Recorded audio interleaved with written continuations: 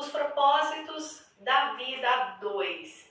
Afinal de contas, né? Para que você fez todo esse empenho de assistir às aulas, de fazer as tarefas, de se desenvolver enquanto mulher para poder vir para o relacionamento de casal como uma esposa que tem o conhecimento, que está disposta a colaborar para o desenvolvimento dessa família. Isso tudo tem um propósito, e eu tenho certeza que no fundo do seu coração, o propósito mais puro e verdadeiro é o de fazer dar certo, é o de colaborar, fazer exatamente a sua parte para que o casal tenha futuro, para que o casal consiga atravessar o momento de crise, atravessar as dificuldades do dia a dia, a rotina que se impõe, pensando em um futuro juntos, pensando em estar de mãos dadas lá na frente, quando a velhice chegar, quando muitas coisas já tiverem se desfeito ao seu redor. Então, existe um propósito muito bonito e eu quero que você saiba que o casal que tem, vou tirar aqui o filhinho, porque independente se tem ou não filhos, o casal que tem um olhar junto, voltado para a mesmíssima direção, consegue ter a força necessária para seguirem juntos, enfrentando enormes obstáculos. Então, a única coisa que o casal não pode perder é a direção, a mesma direção. Enquanto os dois olharem exatamente para a mesma direção, esse casal tem chance de estar juntos. Então, se o marido dá uma desviada de olhar, é função da esposa ajudá-lo a voltar a olhar para o propósito do casal.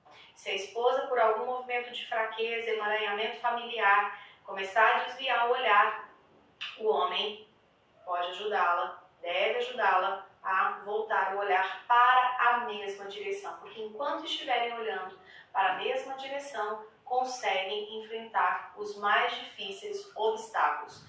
Quero dizer para você o que pode ajudar nessa construção de propósito e manutenção de propósito.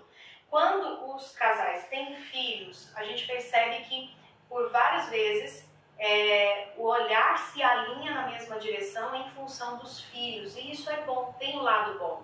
Ah, Marisa, mas adianta ficar casado só pelos filhos? Não é que vão ficar casados só pelos filhos, mas o fato de terem filhos juntos faz com que eles tenham um grande propósito, que é de educar juntos, de fazer dar certo a vida daquele filho juntos no dia a dia, dividindo a mesma rotina. E não é que filhos impeçam a separação de um casal, obviamente que não. Estou dizendo que ajuda, porque no coração daquele homem e daquela mulher, aquilo ganha uma profundidade, o fato de terem algo em comum, que é uma vida em comum. Então, como você já aprendeu, a paternidade e a maternidade tira do casal a intimidade, que depois só lá na frente eles vão recuperar, mas ao mesmo tempo dá profundidade para aquele relacionamento. Então, o fato de a gente passar a vida adiante, de construir realmente uma família, solidificar um sistema familiar, que a gente pode chamar de nosso, primeiro que esse é o ciclo natural. Um homem e uma mulher se juntam geralmente com esse intuito de conviverem juntos, construir uma família e passar a vida adiante. A chegada dos filhos tira a intimidade, mas fortalece o relacionamento.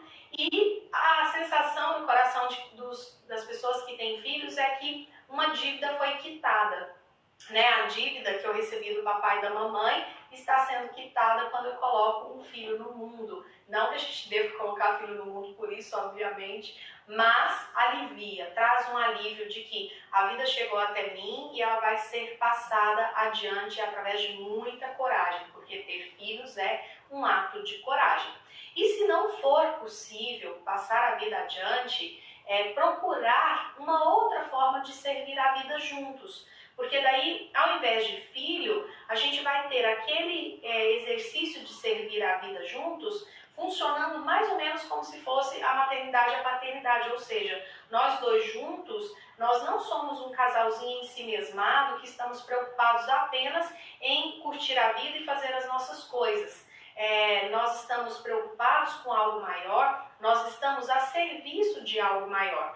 Por exemplo, o autor da constelação familiar, que é uma abordagem que eu usei para nortear grande parte desse trabalho, ele, de forma alguma, ele não teve filhos e ele serviu a vida de uma forma muito ampla. Então, de forma alguma, ele diz, né, que esse é o único jeito de servir a vida, e não é. Então, ter filhos é uma grande forma de servir a vida, mas não é a única, ok? E o que é que pode atrapalhar um casal em relação a ter uma vida juntas a longo prazo, em termos de propósito?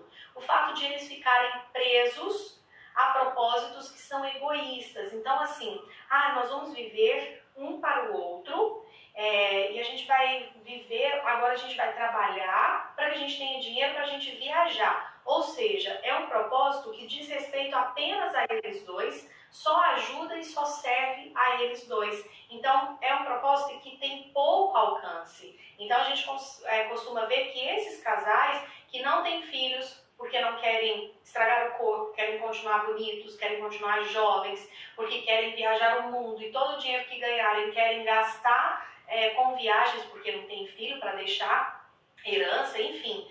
Esses casais, embora às vezes a gente olhe e admire a vida deles e até deseje a vida deles, esses casais, eles não têm profundidade suficiente para atravessar grandes obstáculos.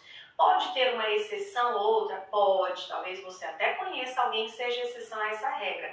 Eu estou dizendo que, no geral, quanto mais o casal vive a vida real, no sentido de vamos ter filhos, a gente vai ficar diferente, o casal vai sentir o impacto da chegada de um filho, mas nós vamos atravessar isso. Ou então, nós não podemos ter filhos, mas nós temos algo com o que se preocupar juntos, algo que não ajuda somente a nós dois, mas tem um alcance muito maior. Isso faz com que o casal enraize na vida e faz com que o casal consiga, então, superar enormes dificuldades que podem atravessar o caminho deles. Tá? Então, fugir de uma vida ensimesmada, porque isso pode atrapalhar o propósito de ficarem juntos toda a vida, enquanto lhes for permitido.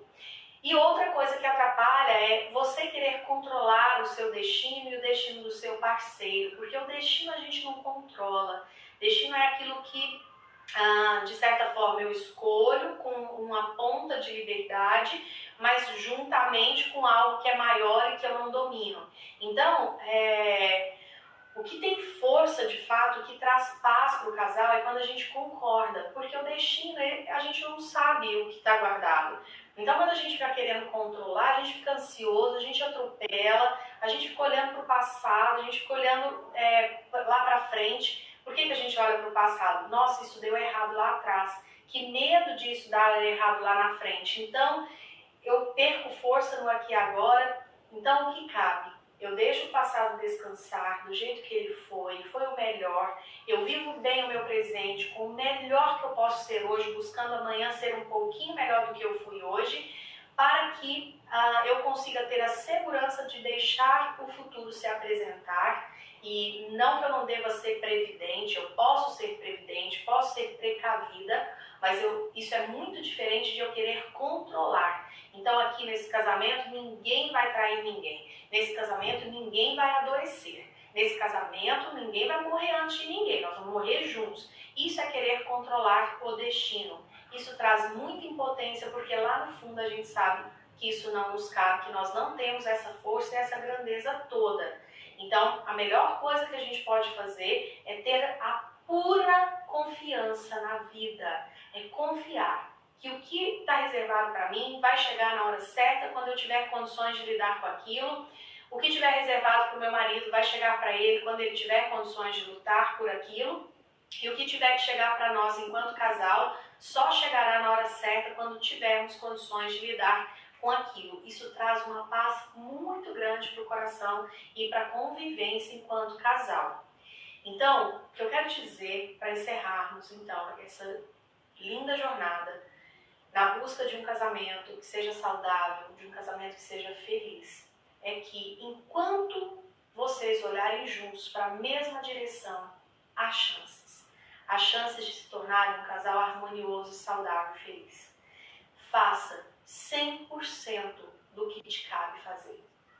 Lute sim pela sua família, mesmo que o mundo lá fora venha dizer que é uma instituição falida, mesmo que o mundo lá fora venha te convencer do contrário, de que não vale a pena lutar. Lute sim.